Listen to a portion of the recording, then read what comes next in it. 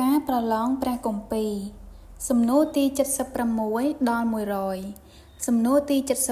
76ចូលសរសេរសេចក្តីសប្បុរសនិងសេចក្តីមេត្តាករុណានៃលោកបអុសគឺជាអ្វីចម្លើយគាត់បានធ្វើលើសពីច្បាប់នៃសេចក្តីស្រឡាញ់77តើនាងរស់និងស្ដេចដាវីតត្រូវជាអ្វីចម្លើយត្រូវជាយាយទួតរបស់ដាវីតសំណួរ78តើសង្ឃអេលីមានអំពើបាបគឺជាអ្វីខ្លះចម្លើយគាត់ឲ្យតម្លៃកូនប្រុសរបស់គាត់ច្រើនជាងព្រះ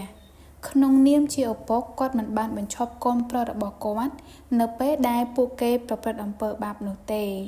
សំណួរទី79តើហូបនីនិងភីនេហាមានអំពើបាបអ្វីខ្លះចម្លើយពួកគេបានមើលងាយយ៉ាញ់បូជាដែលថ្វាយដល់ព្រះហើយគិតថាខ្លួនគេគឺជាសង្ឃប៉ុន្តែពួកគេមិនបានស្គាល់ព្រះទេអាកប្បកិរិយារបស់ពួកគេផ្ទាល់គឺអាក្រក់ពួកគេបានធ្វើឲ្យរាជរបស់ព្រះប្រព្រឹត្តអំពើបាបហើយពួកគេមានភាពប្រណិតភាពរីករាយនិងភាពថោកទាបដែលចេញពីភាពអំនួតនិងលោភលន់សំណួរទី80តើការខ្វះពន្ធកិច្ចរបស់សាមយូអែលគឺជាអ្វីចម្លើយការចិញ្ចឹមកូនបានបរាជ័យបុណ្យដែលត្រូវធ្វើតាមច្បាប់មិនបានរក្សាទេគាត់មិនបានធ្វើតាមបណ្ដាំរបស់ម៉ូសេក្នុងការបង្រៀនព្រះគម្ពីរ7ឆ្នាំម្ដងសំណួរទី81តើព្រះបានបញ្ឈប់សូលមិនឲ្យធ្វើជាស្ដេចដោយសារអ្វីចម្លើយគាត់បានបោះបង់ចោលព្រះបន្ទូលរបស់ព្រះដោយអំនួតនិងលោភលន់គាត់ស្ថិតនៅក្រោមការយល់ច្រឡំថាគាត់បានប្រព្រឹត្តតាមព្រះបន្ទូលរបស់ព្រះគាត់មិនបានប្រែចិត្តឡើយទោះបីជាគាត់បានស្ដាប់ដំបូន្មានរបស់សាមយូអែលគាត់ចង់ស្ដាប់សំឡេងរបស់ប្រជាជនជាងព្រះបន្ទូលរបស់ព្រះសំណួរទី82មូលហេតុអ្វីបានជាព្រះយេហូវ៉ាស្រឡាញ់ដល់ដាវីតចម្លើយគាត់ជាមនុស្សដែលព្រះប្រាថ្នាជាបុគ្គលម្នាក់ដែលស្រឡាញ់ព្រះហើយហ៊ានវាយកូលីយ៉ាតព្រោះបានប្រមាថទ្រង់បុគ្គលដែលរក្សានៅអ្វីដែលគេប្រគល់ឲ្យដល់ទីបំផុតបុគ្គលដែលប្រកាន់នៅលទ្ធិរបស់ខ្លួនដោយសុចរិតមនុស្សម្នាក់ដែលស្រឡាញ់សូលទោះបីជាសូលចង់សម្លាប់គាត់ដល់ទីបំផុតបុគ្គលដែលប្រគល់ការសងសឹកឲ្យដល់ព្រះបុគ្គលដែលអនុវត្តនយោបាយដោយមិនសងសឹកតែផ្ដល់ជំនួយដល់គេវិញជាមនុស្សដែលធ្វើការដោយស្មោះត្រង់និងយុត្តិធម៌បុគ្គលដែលទទួលស្គាល់ព្រះជាស្ដេចហើយបានបំពេញបេសកកម្មរបស់ខ្លួនបុគ្គលដែលមានបំណងចង់សាងសង់ព្រះវិហារដោយសេចក្តីស្រឡាញ់ចំពោះព្រះមនុស្សម្នាក់ដែលធ្វើសង្គ្រាមស្របតាមព្រះដើម្បីបំផ្លាញអំពើអាក្រក់មនុស្សម្នាក់ដែលដឹងពីរបៀបដើម្បីប្រែចិត្តពេលណាថានបានចង្អុលបង្ហាញពីកំហុសរបស់គាត់ជាមនុស្សចេះទទួលស្គាល់កំហុសរបស់ខ្លួននិងទទួលខុសត្រូវជាមនុស្សរៀបទៀបដែលទទួលយកការប្រៀនប្រដៅរបស់ព្រះដោយស្ម័គ្រចិត្តជាមនុស្សដែលមិនបន្ទោសអ្នកដទៃពេលជួបការលំបាកសំណួរទី83តើជីវិតស្ដេចដាវីតបានជួបរឿងអកុសលអ្វីខ្លះចម្លើយគាត់ទទួលបានការច្រណែនពីគេក្នុងពេលដែលគាត់មានភាពជោគជ័យពេលនៅក្មេងគាត់ត្រូវបានគេស្អប់ខណៈពេលគាត់ត្រូវបានគេប្រៀបធៀបនឹងសូលតាមរយៈបទចម្រៀងរបស់ស្ត្រីសេចក្តីស្រឡាញ់ដែលគួរមានក្នុងនាមជាប្តីប្រពន្ធមិនបានសម្រេចឡើយគាត់ត្រូវបានមើលងាយដោយមីកាលគាត់មិនត្រូវបានអ្នកនៅជុំវិញស្រឡាញ់គាត់ដោយស្មោះត្រង់ទេព្រោះគាត់មានទ្រព្យសម្បត្តិនិងកេរ្តិ៍ឈ្មោះច្រើនទីបំផុតសុភមង្គលដែលកើតចេញពីមនុស្សគឺត្រូវការជាចាំបាច់ក្នុងโลกនេះមនុស្សនៅជុំវិញដាវីតស្រឡាញ់អំណាចដែលគាត់មានមិនមែនជាដាវីតទេការយកនាងបាតសេបាហើយសម្លាប់អ៊ូរីដែលគ្មានកំហុស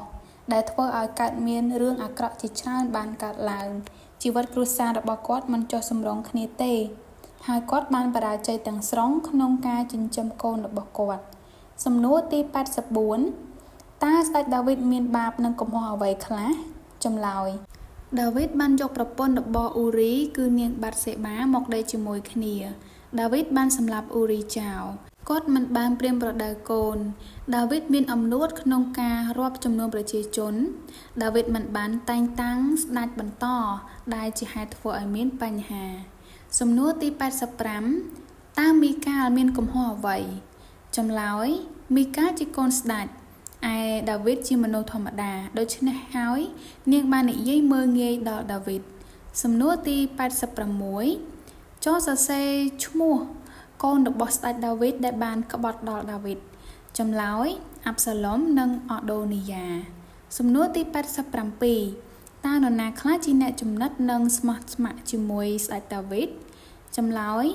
មានអ៊ីតាយជាអ្នកស្រុកកាតហូសាយបាស៊ីឡាយជាហោរាណាថានជាហោរាសាដុកជាសង្ឃបេណាយ៉ានិងស៊ីម៉ាយសំណួរទី88តើស្ដេចសាឡូមោនមានកំហុសនឹងអំពើបាបអ្វីខ្លះចម្លើយកាលមុនដំបូងគាត់ជាមនុស្សល្អប៉ុន្តែក្រោយមកគាត់មានអំនួតហើយមើលងាយច្បាប់របស់ព្រះពេលវ័យចាស់គាត់បានស្រឡាញ់ស្ត្រីសាសដតីជាជាងស្រឡាញ់ព្រះហើយយល់ព្រមសាងសង់ព្រះវិហារសម្រាប់ព្រះដតីរបស់ពួកស្ត្រីទាំងនោះព្រះគម្ពីរចោទយកថាបានប្រាប់ពីអ្វីដែលស្ដេចគួរធ្វើនិងមិនគួរធ្វើប៉ុន្តែសាឡូមោនបានធ្វើខុសមានដូចជាទុកសេះច្រើនមានប្រពន្ធច្រើនមានប្រាក់និងមាសច្រើនហើយស្ដេចត្រូវតែមានចំណុចដែលត្រឹមត្រូវដូចជាត្រូវមានសិភៅច្បាប់របស់ព្រះនៅជិតខ្លួនជានិច្ចព្រមទាំងមើលអស់មួយជីវិតរៀនកោតខ្លាចព្រះហើយបម្រើប្រជាជនដោយបន្ទាបខ្លួនសំណួរទី89តើស្ដេចសាឡូមោនបានសាងសង់ព្រះវិហារដោយយកអ្នកជំនាញមកពីប្រទេសណាចម្លើយមកពីទីរ៉ូសស៊ីដូនកេបាល់សំណួរទី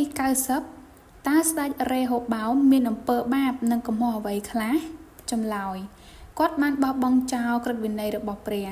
គាត់បានធ្វើការគោរពបូជារូបព្រះគាត់បានបដិសេធសំណើរបស់ប្រជាជនក្នុងការបន្ថយពន្ធដល់ពួកគេគាត់មិនបានស្ដាប់តាមអ្នកផ្ដល់យោបល់ចាស់ៗដែលប្រាប់គាត់ឲ្យបម្រើប្រជាជនទេតែគាត់បានស្ដាប់តាមអ្នកដែលផ្ដល់យោបល់ដែលមានវ័យស្រករគាត់ហើយថែមទាំងដំឡើងពន្ធបន្ថែមទៅលើបណ្ដាជនវិញសំណួរទី91តើស្ដេចយេរ៉ូបោមមានអំពើបាបនិងកំហុសអ្វីខ្លះចម្លើយគាត់បានបោះបង់ចោលបេសកកម្មដែលបានផ្ដល់ឲ្យតាមរយៈអហ៊ីយ៉ាគាត់បានបោះបង់ចោលក្រឹតវិន័យដែលជាព្រះបន្ទូលរបស់ព្រះជាម្ចាស់គាត់បានយករូបគោមាសនៃប្រទេសអេស៊ីបមកគោរពគាត់បានយកប្រជាជនធម្មតាធ្វើជាសង្ឃហើយបានបង្កើតបុណ្យដោយខ្លួនឯងដើម្បីឲ្យស្រដៀងនឹងអ៊ីស្រាអែលខាងត្បូង92តើកុលសម្ព័ន្ធរបស់យេរ៉ូបោមឈ្មោះអ្វីចម្លើយកុលសម្ព័ន្ធរបស់យេរ៉ូបោមឈ្មោះថាអេប្រាអឹមសំណួរទី93តើចំណុចខ្សោយស្ដេចយូសាផាតជាអ្វីចម្លើយគាត់បានជួយស្ដេចអាក្រក់នៃអ៊ីស្រាអែលខាងជើងស្រឡាញ់អ្នកដែលព្រះអង្គម្ចាស់ស្អប់ដោយមិនដាច់ចិត្តបានទៅច្បាំងនៅរ៉ាម៉ូតកាឡាតទោះជាបានលឺព្យាការីមីកាយ៉ាប្រមានមិនឲ្យទៅក៏ដោយរៀបការជាមួយគ្រួសារដ៏អាក្រក់របស់អហាប់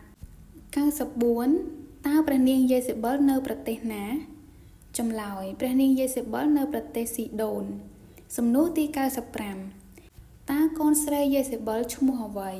ចម្លើយកូនស្រីយេសេបិលឈ្មោះអថាលៀសំណួរ96តើនរណានិយាយថាស្ដេចគឺជាអ្នកបម្រើដល់ប្រជាជនចម្លើយអ្នកបម្រើដែលបានរៀនប្រាជ្ញាពីសាឡូមោនគឺជាអ្នកផ្ដល់យោបល់ដែលមានវ័យចាស់របស់ស្ដេចរេហូបោម97ហេតុអ្វីបានជាបេសកកម្មអេលីយ៉ានិងអេលីសេមិនទទួលបានផលផ្លែចម្លើយព្រោះមានអ្នកគោរពរូបព្រះច្រើននិងមិនមានអ្នកបង្រៀនព្រះគម្ពីរសំណួរទី98ចូលសរសេរឈ្មោះអ្នកដែលមិនបានសរសេរព្រះគម្ពីរចម្លើយមានណាថាន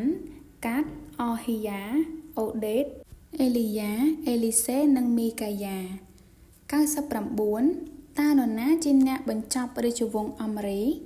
ចម្លើយគឺយេហូ